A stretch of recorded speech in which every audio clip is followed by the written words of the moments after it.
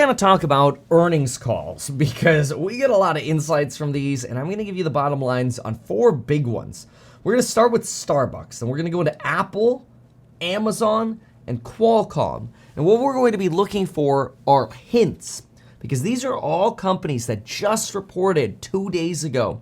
And we want to look for hints of how's China doing? How quickly is China going to rebound? Because the faster China rebounds, the more oil prices and commodity prices might end up bouncing. And the more risk we have of potentially an inflationary second wave or inflationary shock, right? So how's China doing is one thing we want to look at. What's it like hiring people? Is it getting easier or harder to hire people? What are we expecting in terms of a bottom for earnings per share? And where is the real pain in this market? Let's find out. And I think one of the best ways to do that is regularly studying earnings calls, because you get insight, leading hints. I don't want to say like leading warnings, because CEOs don't like to sandbag their own company share prices. But let's just say you end up getting hints, and those hints end up being sort of a liability preservation method to make sure they can look back and go, yeah, well, we did warn you. So we'll go ahead again. We'll start with Starbucks, and then we'll get into Apple, Amazon, Qualcomm. Let's get started. First, Starbucks. And speaking of Starbucks, it's time for a sip of coffee. That is some delicious Kirkland brand coffee that unfortunately I have let sit too long, and now it's room temperature, so it's not that great actually. Anyway, what do we have here? So we start with China. The first thing Starbucks tells us about China is that a lot of their employees have already been infected and they're actually now back to work. What's very interesting, though, is the customer base is not actually running back to the stores. This was a surprise to me. I thought that after the reopening, we would have somewhat of a United States kind of return to everybody kind of all of a sudden in boom, or going back outside and going, basically yeeting right back into normal daily life with a lot of excitement. Well, what Starbucks is noticing is a gradual return to Starbucks. I was surprised by that. I thought we were going to get a lot faster of a return. So the reopening is not, as Jerome Powell even puts it, it's not like a light switch. It's this more soft and gradual return that we're seeing at Starbucks, which is actually good if you think about it, because you don't want inflationary pressure to come all at once. Now, they mentioned this a few times throughout the earnings call, that the return in China, while they are very bullish on it, and they expect the eventual return to be very good and strong for Starbucks, it's not going to come all at once. It's going to come substantially, gradually, and really just over time. Then we have now a total of $3.3 billion in gift cards loaded up at Starbucks. It's worth noting that gift cards, about 10 to 15% of gift cards are never used. Never used. So think about that. If a company sells a gift card for $100, the company's looking at that and basically saying, cha-ching, to 10 to 15 bucks of basically a donation. So if you ever buy gift cards in your life, realize that you're basically donating 10 to 15% of the value of that card to the company. So Starbucks and China, they're expected to get up to 9,000 stores in China by 2025. Now, this is really remarkable growth. In fact, one of the things that I did is I looked back at 2018 and how many stores Starbucks had. And in 2018, they had 3,521 Chinese stores. In the third quarter of 2022, they had 5,368 stores. Now, this was really remarkable because think about that. Over the COVID pandemic, basically, through the lockdowns, they ended up growing their store base by 52% in China. But this was even more remarkable. In 2018, Starbucks had 15,341 global stores. In Q3 2022, they had 17,133. Now, I'm not expecting you to do the mental math on that, but let me give you what I'm getting at. They added 1,792 stores in those 4 years. But guess what? A net 97% of the stores they added were in China. That's wild. So in other words, during the 3 years of COVID lockdown, they blew up their focus on China. And in Q3 of last year, they were sitting at 5,358 stores. Today, which is just like 2 quarters later, they're at 6,100 stores. So another 700 plus stores on top of that. And by 2025, they expect to again grow Chinese stores by another 50%, going from 6,100 to 9,000 stores by 2025. That means the next 2 years, they're going to build about 3,000 stores in China. If you are investing in Starbucks, you are going all in on China's recovery. It's actually very interesting because personally, I think there's less risk investing in a company like Starbucks to get Chinese exposure than investing directly into Chinese companies that have a potential risk of getting delisted in America. It's kind of interesting. Now, listen to why. You go to the earnings call and they literally tell you.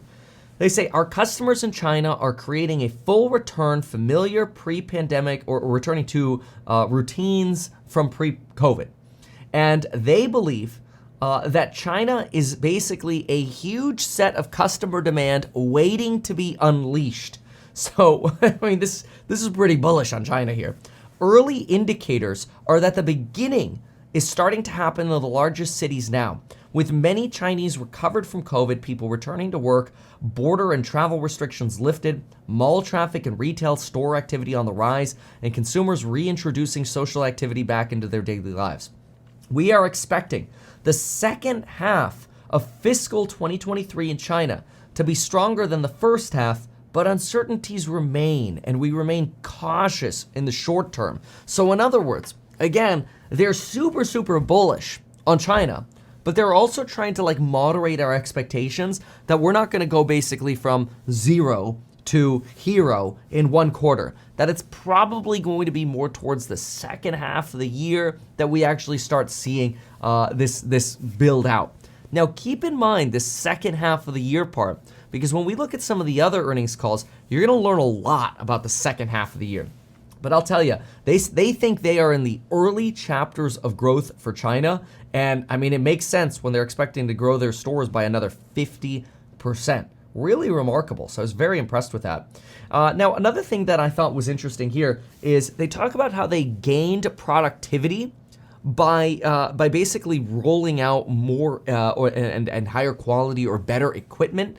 And they think they're going to see margin expansion in the second half of the year and more in future years to come. Now, I know this is Starbucks, but I have a very strong thesis and I continue to see it get reiterated. So I am looking for signs that I'm wrong. Don't get me wrong. I don't like confirmation bias, but I really have this thesis that supply chains are like a rubber band. When COVID hit, that rubber band stretched out really, really far and in many cases snapped. And now companies are like, what the heck? We never want to be in a situation again where we can't fulfill the crazy demand that we have. And so now companies are investing more and more into equipment, including Starbucks. But even like, look at the chip manufacturers. The chip manufacturers are the perfect example for you. The chip manufacturer or the chip equipment manufacturer, basically, the company that makes the machines that make chips, the big one for advanced manufacturing is called ASML. They've got like a 90% market share on the advanced chip making equipment market. You can invest in them. I have exposure to ASML myself. It's a Dutch company. So that company is actually expecting, at the same time as PC sales are plummeting like 32% year over year, and memory demand is in the trash. Samsung reported revenue declines of 69%. TSMC slowed production. NVIDIA, AMD, and Qualcomm are all complaining about high inventory sitting on shelves at stores. At the same time as that's happening, guess what ASML says, the equipment manufacturer? They expect growth of 25%. I'm like, what? You guys are still growing? Yeah, it's because the chip manufacturers, while they realize inventory is high, they're actually still investing in equipment because they know when that next demand wave comes, after we get through this nonsense of a recession or whatever it is we're going through right now, this economic contraction, they want to be prepared to fulfill that demand. So I have this belief that supply chains are basically a scrunchied up rubber band right now. And when we actually reopen, whether it's with China or China and the US, whatever, the market going back to normal, supply chains are ready to absorb it. They're so ready to absorb it. Try to break a rubber band that's scrunchied up. Like, you have to stretch it pretty far. Certainly a lot further than you would if it started unscrunchied up, right? So this is really where companies are actually saying, hey, look, we're going to invest in all this equipment, but we're not actually even turning it on yet. That's hence the scrunchy idea, right? Like, we have all that potential, but we're actually purposefully compressing that potential right now because we don't yet have all the demand, but we're ready from a supply side. Even Starbucks is talking about that, right? We'll see more of that. Anyway, so they do expect to see this slower reopening in China lead to some more pressure going into their Q2, which is really January to March for them. In January, China's comp sales were still down about 15% year over year, which is a lot better than the 42% they were down before. Again, this is going to be gradual for China, but it's still very, very exciting. They talk about China probably contributing positively to their margins by the second half or end of the year. They're expected to continue with dividends and buybacks at Starbucks, which is pretty attractive to investors. And excluding China, they talk about enormous growth. But they also talk about the following. They say China performed even better than we thought. And so what we're seeing now with 25% growth is growth over growth and performance over performance. And we are expecting in some markets to see the economy inflation slow, or we're expecting. Okay, let me rephrase this because they said it in a funky way. So basically, they're seeing tremendous growth at Starbucks. And they thought that people would end up spending less money on Starbucks drinks because of the inflation, right, that world economies have seen. But they've actually seen the opposite. If anything, they've seen substantial growth in spite of all of the inflation that we've been experiencing, which I thought was quite remarkable, especially since when we look at Amazon's call, you're going to see that Amazon's kind of like, yeah, consumers are choosing cheaper stuff now and less less high margin stuff for us. Starbucks isn't seeing that. See, look at that here. They literally say it here. At a time when people are generally trading down and there's a lot of discounting going on, we've actually had the highest average price per ticket. And we don't see a situation where our customers are trading down. Now, look, I know there's the thesis that companies could just be lying to you, but they don't do that in the earnings calls, generally. I mean, don't get me wrong. They will dodge questions, but that's where you want to be careful. When companies dodge questions, that's usually where they're hiding stuff. It's in the dodge. But when they do say stuff, they expose themselves to massive liability if they straight up lie. So generally, you won't get lies in earnings calls. You'll get dodges. And it's often the dodges you want to pay attention to. There weren't many that I actually noticed in Starbucks. Starbucks was very, very bullish. Now, don't get me wrong. They're like, they're not like super cheap, okay, as a stock right now. And I don't have any exposure to Starbucks myself. But it's very interesting, even just from the point of view of trying to understand what's going on in the economy. I mean, right now, Starbucks is trading for about 32 times on a PE basis. Now, they're expected to grow substantially, especially with that Chinese exposure. They could potentially expand their EPS by about 18% per year. Those are the current estimates. But still, that puts you around 1.7 times PEG. So it's not like you're getting this crazy deal investing in Starbucks right now. But I don't know. I'm very excited about at least what I'm hearing here. In the very early stages of our recovery. All right, let's see here. Let's keep going. Where are some other meets? We do. Oh, yeah. This was interesting. So I'm always interested, especially after all of this crazy labor report that we just had, where a lot of people are saying, oh no, we're going to have massive wage inflation. Oh no, Jerome Powell's going to rug pull us because jobs came in hot. Look, the January seasonal adjustments for jobs is so ludicrous. It doesn't surprise me that economists couldn't get it right. I mean, economists so far have been wrong, like almost every single data release. This one, they just happen to be off by a factor of 8 standard deviations.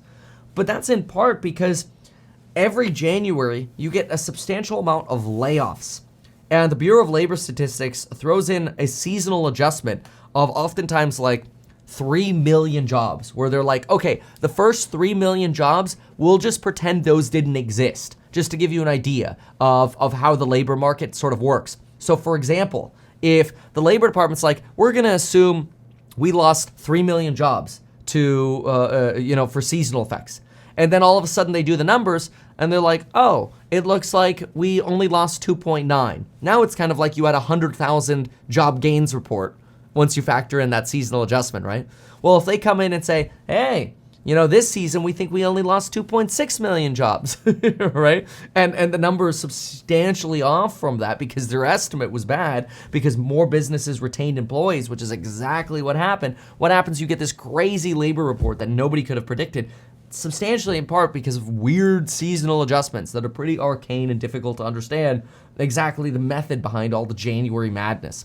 But not a lot of people are really super concerned in the finance space about the January report because Januaries are very commonly weird.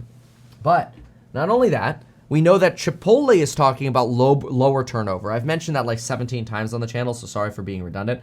But I think it's great because if you think about it, you've got a substantial lack of pricing pressure from employees at companies like Chipotle, and these are the ones growing, right? The retail, hospitality, restaurants, travel, those are the sectors growing. So we want to see less wage pricing pressures in the services sector.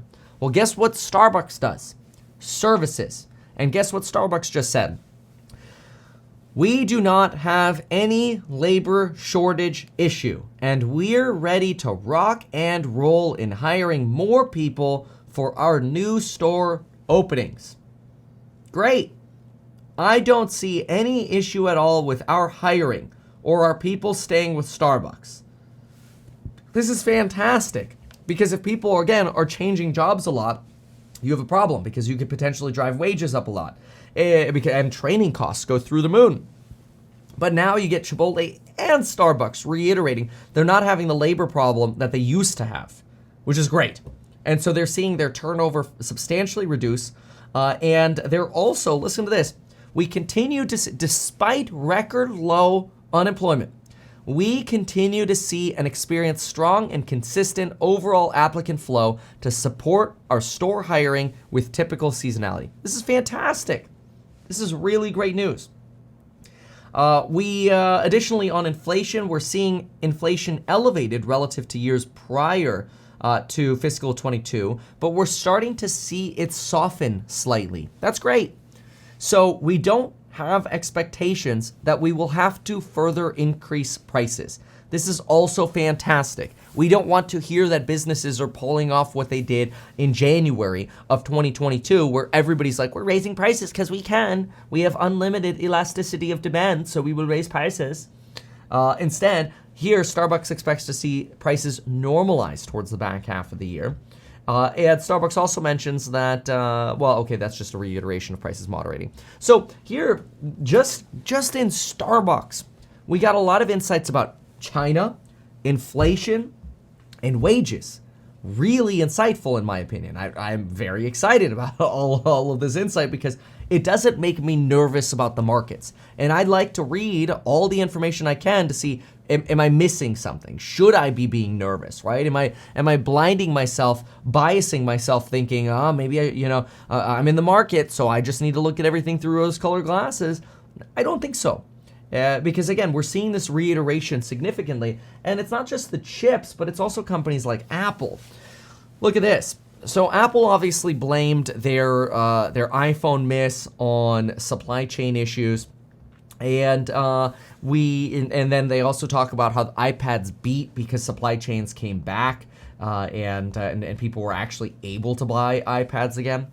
But they talk about how the macroeconomic environment in the past quarter was much more challenging than it was 12 months ago. In other words, at the same time as they experienced supply chain shortages for their iPhone, the market is clearly one where people are spending a little bit less I mean, that's obvious. People are taking on more debt, so people are getting squeezed a lot more. A lot of folks still trying to support their existing spending habits, certainly, but let's see what kind of forward-looking data we can get from Apple here. From a supply chain point of view, says Tim Cook, we're now at a point where production is where we need it to be, and so the problem is behind us. Now, that's actually quite interesting to see Tim Cook mention, look, it's over. We had a supply chain issue, now it's over. And now we think we have a very resilient supply chain in aggregate. That's good. That's, again, reiterating the scrunchy analogy of supply chains, and Apple is clearly seeing those. But there's also more that Apple gives us. Apple talks about India, and I thought this was neat. They talk about India being a hugely exciting market for us and a major focus.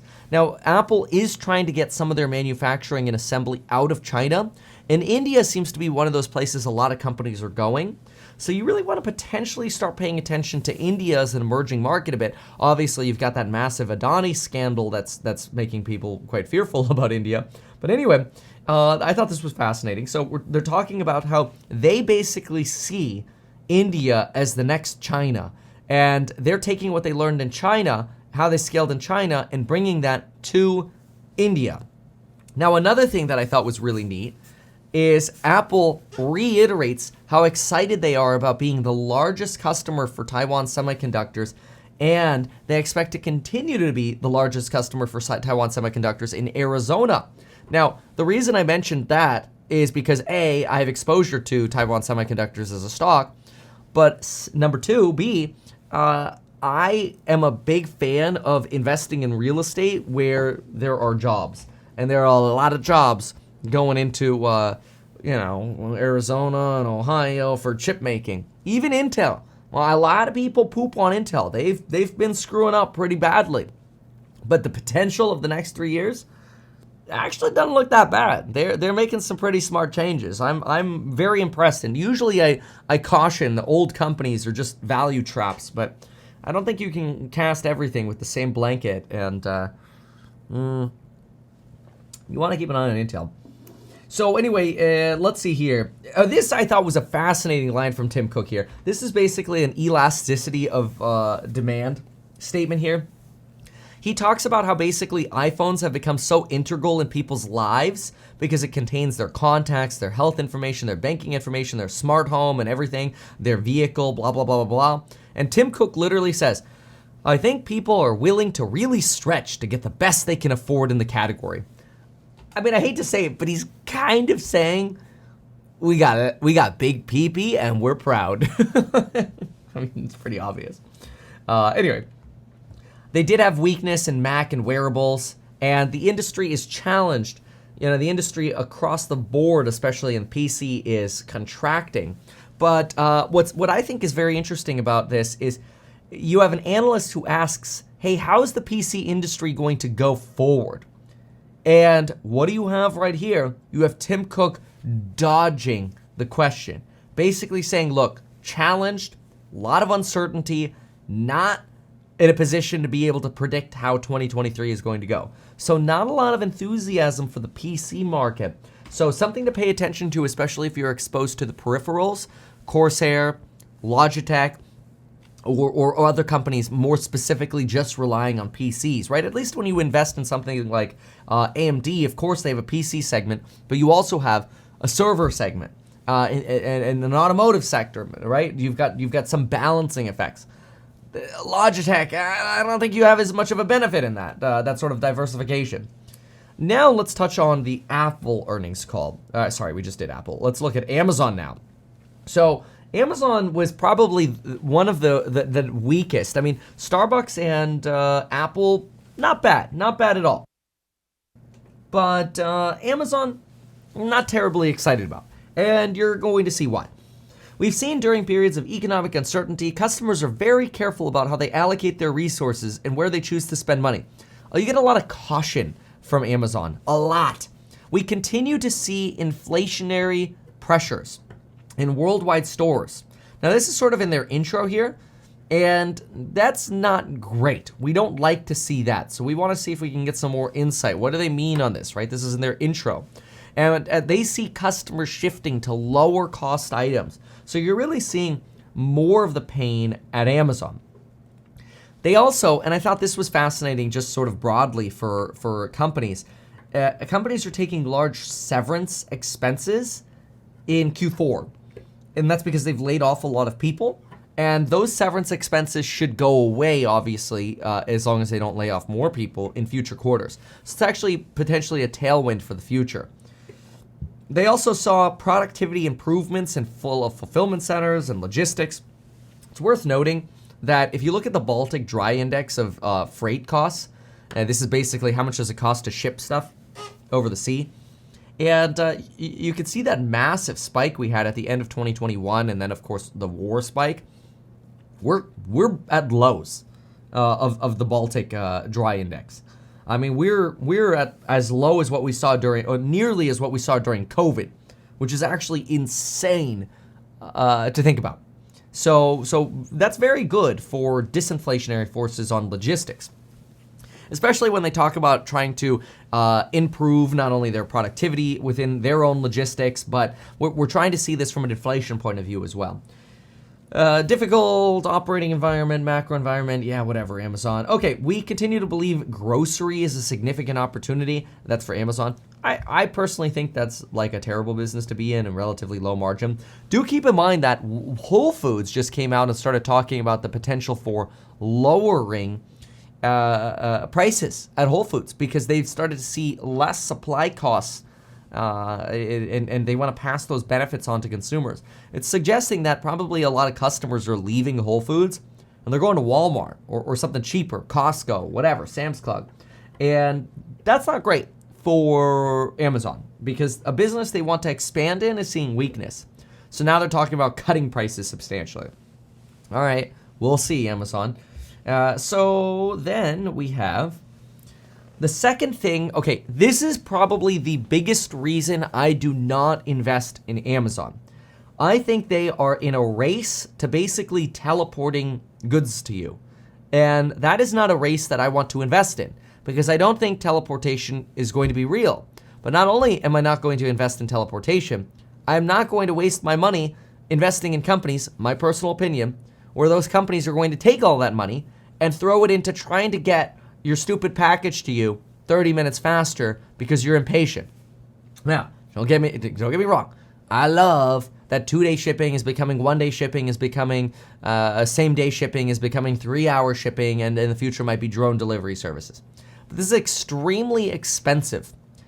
And Amazon here is basically saying, look, we're optimizing, but yeah, we are going to spend a ton of money making sure we can get goods to our customers faster because, as they say, we believe continuing to get products to customers faster makes customers happier.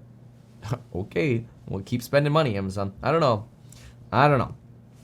Customers right now are very conscious on how much they're spending. Will continue to work really hard on being sharp on pricing. Notice the difference between this and the Apple call. In the Apple call, you got Tim Cook, who's basically like, yeah, we think the iPhone has huge PP. And then here you've got Amazon. It's like, we got tiny PP. Yeah, we're going to work on getting this a little sharper. All right. It's pretty obvious the differences between the two so far. But then again, I mean, when you're comparing companies, it should be pretty obvious who's got a bigger PP. And in this case, Apple clearly has a substantially larger set of pricing power than Amazon does. What other notes did we get out of Amazon? Out of Amazon, we get advertising, lower advertising spend across the board. Not great.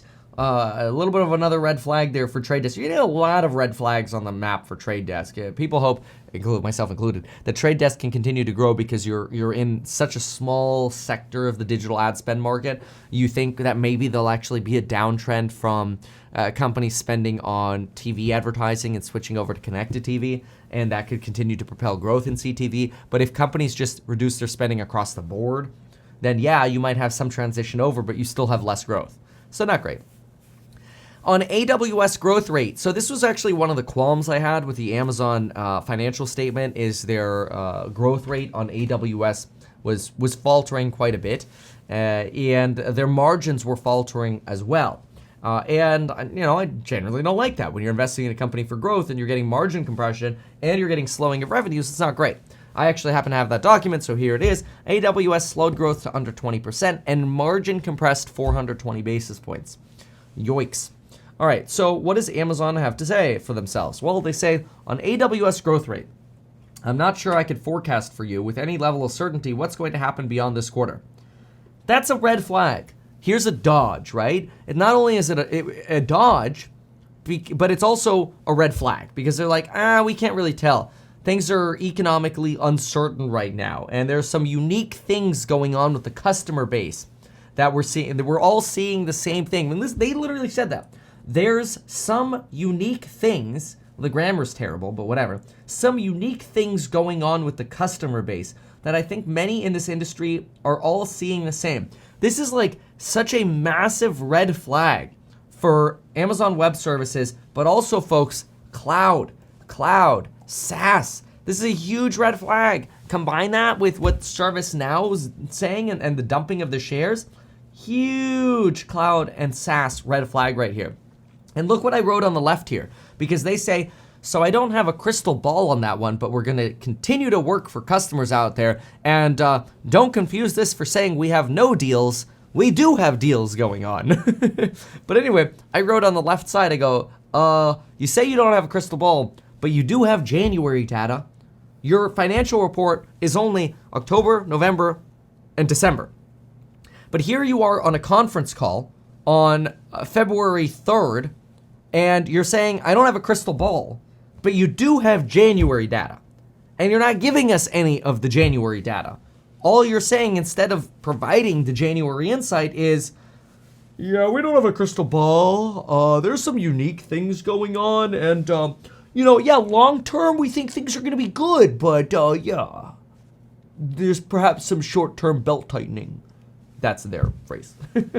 Not great.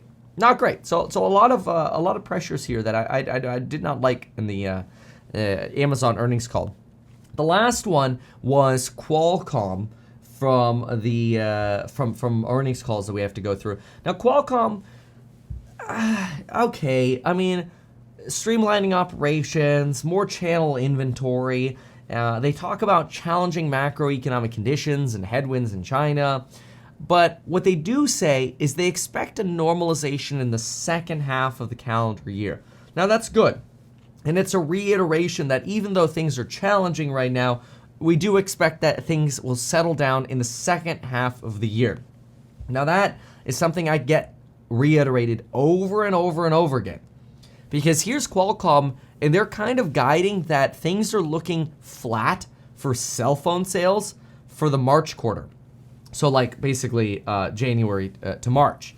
That's not so great for this idea that maybe iPhone sales will pick up again at Apple, because Tim Cook's like, our supply chain issues are behind us. Yeah, well, Qualcomm doesn't think we're seeing a big pickup in phone sales yet. But they do think that January to March is more of a seasonal decline, and they'll get back to gains in the second half of the year. And after those inventory drawdowns, maybe we get back to sort of a positive EPS growth territory by like June and beyond. They also briefly just mentioned they have a lot of prepayments, and this is a little bit of a red flag for the chip makers. They have a lot of prepayments on hand at companies like, for example, maybe a Taiwan Semiconductors.